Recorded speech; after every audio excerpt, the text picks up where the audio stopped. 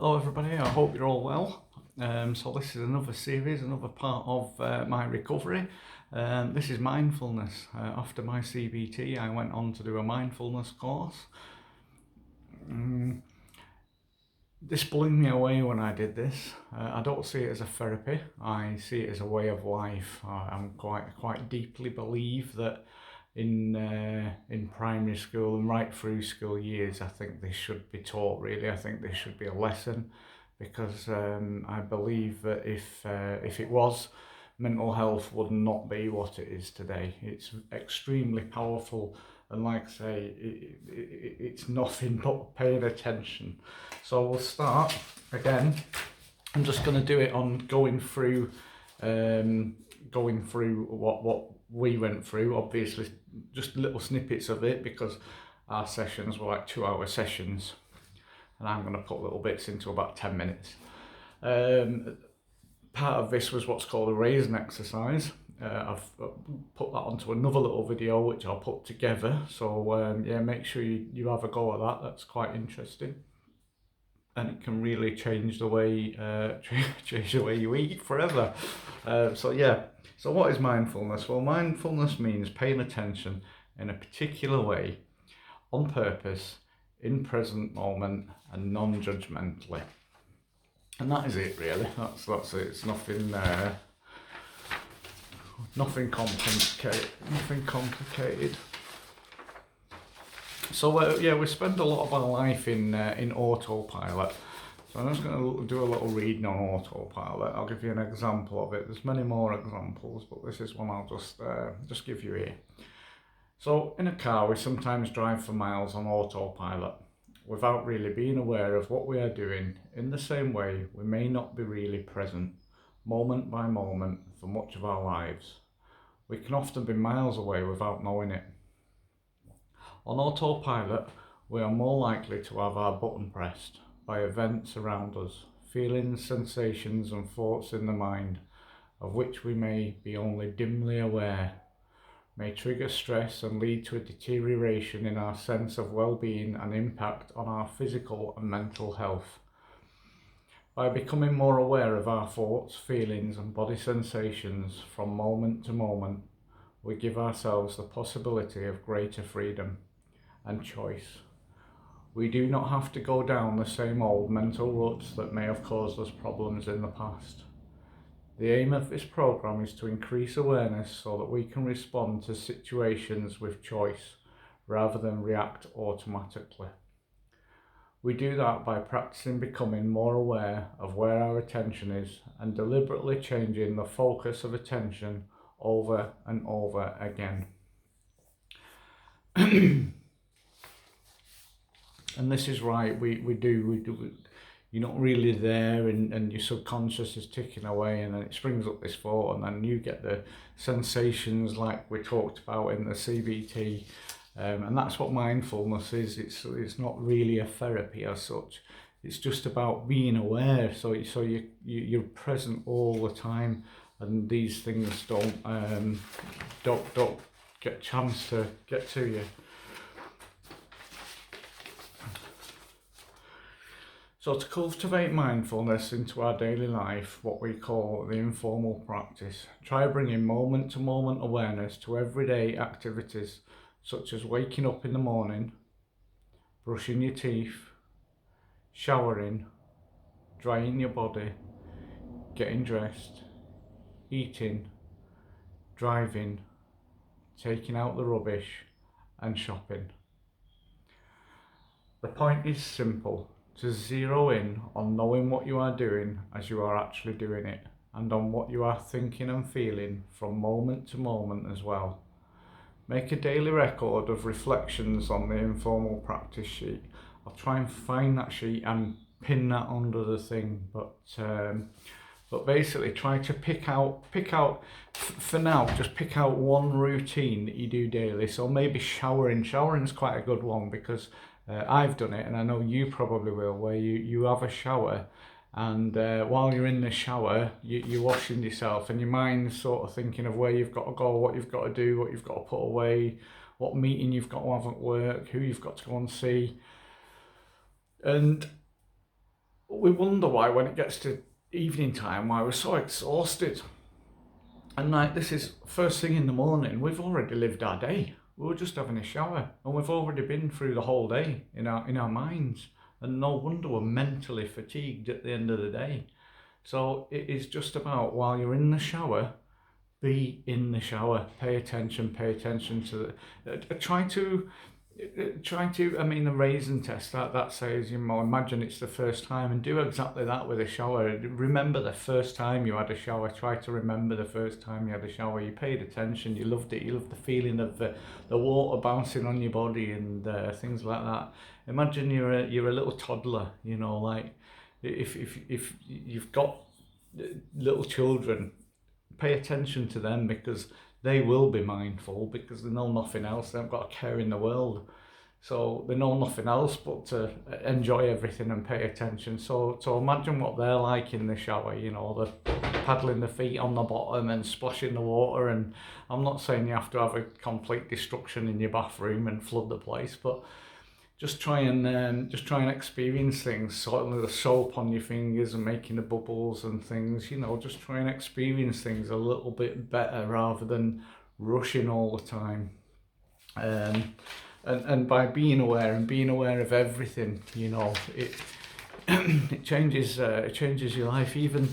Even when you're moving around, like say now I'm sat on this chair, just pay attention to your feeling on the chair and your body touching the floor, and just as you're getting up, pay attention to the thought of you're going to get up, and then as you're getting up, pay attention to what muscles tense, what muscles you use. Every single movement you make, try and pay attention to. If you will, do a running commentary of your life. And you obviously can't do this 24 hours a day, because you will get carried away with other things, but try and bring yourself back, even if once an hour you say, right, I'm going to have a mindful 5 minutes, and in that 5 minutes really pay attention to what you're doing in a real detailed way. Everything you do, washing the pots, feel the soap on the pots, or even the noises that are made, and just use all your senses and really zone into everything. And we'll do some exercises. And so yeah, I've put the raisin exercise with this, and I'm also going to put a body scan meditation with this post as well.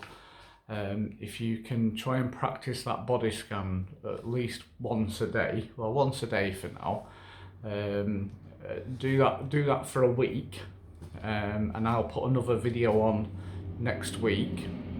And we'll see. Hopefully these help a little bit again. So while you're doing meditating is funny. Certainly if it's the first time you've done it, there's no such thing as a bad meditation. I remember when I started meditating, it made me more angry, actually. It made me more frustrated, because I just couldn't do it. I couldn't calm down. You don't have to. It'll come in time. So there's no such thing as bad meditation. I'm supposed to feel relaxed and have an empty mind, aren't I? No. No. Don't worry at first, actually. Whatever happens, just go with it. Just do it. Just do what the meditation says. Don't worry about how you're meant to feel or anything. Just do it. It comes in time. It all falls into place in time. I can't do this properly. I should feel relaxed, but I don't. I felt wonderful meditating in the group, but it's not working for me at home. If only I could get comfortable, get rid of that thought, stop that feeling, then I would be able to meditate. You may have noticed thoughts like these while you're practicing mindfulness. They are very common and to be expected. However, it is important to remember that mindfulness practice is more about being than doing. Striving to attain some goal, such as an empty mind or a relaxed feeling, is more doing mode than rather being. As best as you can, notice any striving or judging and let it go. This is an important part of practicing mindfulness. There's no such thing as meditating badly. The only bad meditation is one that carries unrealistic expectations. Your life won't change overnight. And anyway, expectations are about the future and meditation is about the moment. And this is a key thing. I've put a post on the group quite a few times. I say about meditation. Meditation is very important and it really is effective, but it's not gonna change the way you are overnight. It's not gonna change the way you are in a week, but practiced daily, it definitely does make a difference. I think I put a thing on about like if you've broken your ankle, and you get all plastered up and everything. You can't walk on it at first, and then you start walking a little bit, and you can overdo it and have a bad day. And meditation's very much like that. It's not gonna make differences overnight. If you had a broken ankle, you'd be told to stretch, and you go home and you do these stretches, and as you do these stretches, you don't notice a difference from day to day, but when you look back in 2 months, you think, oh, I could walk a little bit further today. And meditation's very much like that. If you take up a mindful life, and start trying to be present, paying attention, like I said, it really slows your life down, but that's not a bad thing. It may feel bad at first, but it's really not. Pay attention to everything you do. Run a running commentary in your mind of everything you're doing. That will help. It keeps your mind active. It stops the intrusive thoughts coming. And also, it makes you more aware. And if you look back over, I'd say a month, I'd be surprised if you haven't noticed a difference. If you've been practicing it, I'd be surprised if you hadn't noticed a difference. Try and take, it's something that needs practice, this, it can't be left. So every hour, try and have 3 to 5 minutes of being mindful. So whatever you're doing, really pay attention to how your body is, what muscles you're using, what you're touching, what you're feeling, what you're thinking. Really pay attention. And also within that, do another 3 minutes of just maybe sitting with a good posture, feeling yourself in the chair, and just breathing, not particularly changing your breath or anything. Don't worry too much about that at the moment, but just breathe and just know that you're breathing. Actually know you're breathing. Just breathe in and out and know that you're breathing. And try that and see how you go. Like I say, this isn't so much works as therapy. People use it as therapy. I don't look at it as therapy. I look at it as change. In my website, I say that you've got to be prepared to change, and I think this is probably one of the biggest changes anybody could make, is to live in the present moment, because it's something that we're never ever taught to do, and there's very few people that know how to do it.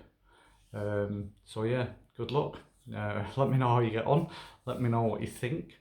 Let me know, any exercises that you've been doing. Please let me know. I'll try and list a few examples and everything under the post. And yeah, I hope it helps. If it helps one person, then it's worth doing. So yeah, good luck.